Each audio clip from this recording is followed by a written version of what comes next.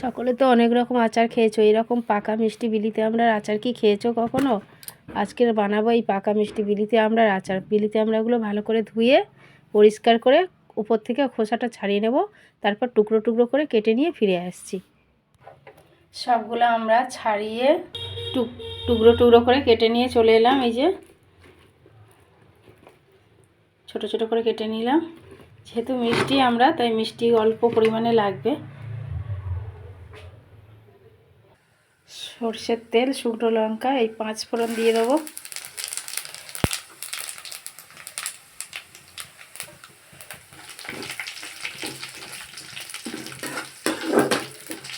সব একটু ভেজে নেব। খুব সুন্দর করে ভাজা হয়ে গেছে। এখন এর মধ্যে দিয়ে দেব কেটে রাখা আমড়া।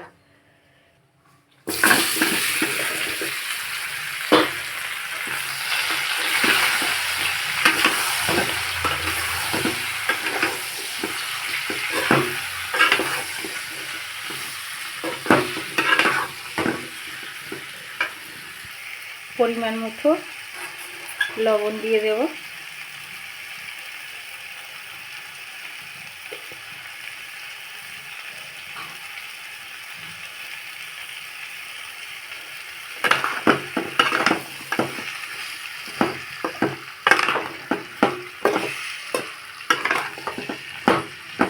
ওভেনের ফ্লেমটা কমানো ছিল, এখন একটু বাড়িয়ে দেব।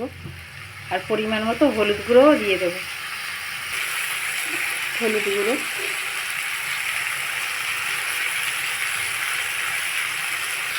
এখন খুব সুন্দর করে কষিয়ে নিতে হবে, অর্থাৎ নাড়াচাড়া করে একটু শুকনো শুকনো করে নিতে হবে।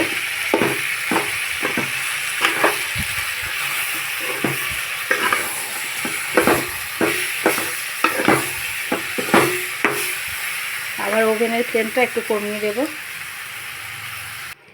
এখন এটার মধ্যে দিয়ে দেব পরিমাণ মতো চিনি আর বাতাসা। চিনিটা গলতে শুরু করবে, একটু জল বেরোবে। ওভেনের ফ্লেমটা একটু বেশি করে দেব। এখন অনবরত নাড়তে হবে, না হলে তলায় ধরে যাবে।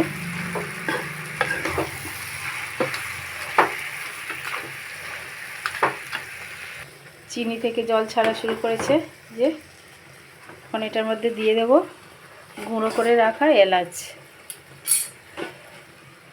4টে এলাচ গুঁড়ো করে রেখেছিলাম, দিয়ে দিচ্ছি।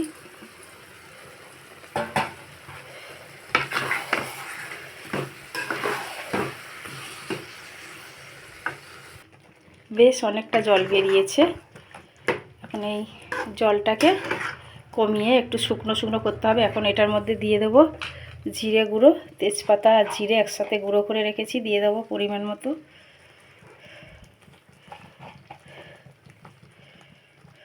আর দিয়ে দেবো একটু ধনে গুঁড়ো।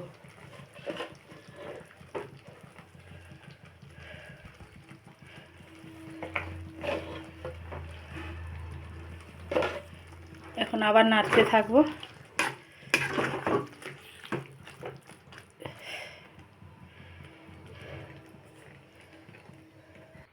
জল শুকিয়ে পুরো শুকনো শুকনো হয়ে গেছে, এখন নামিয়ে নেব। যদি পুরো ভিডিওটা ভালো লাগে অবশ্যই লাইক কমেন্ট শেয়ার করে দিও, ফলো করে পাশে থেকো, আর সাবস্ক্রাইব করতে ভুলো না কিন্তু। আবার কোনো ভিডিওতে দেখা হচ্ছে। আজকের মতো টাটা।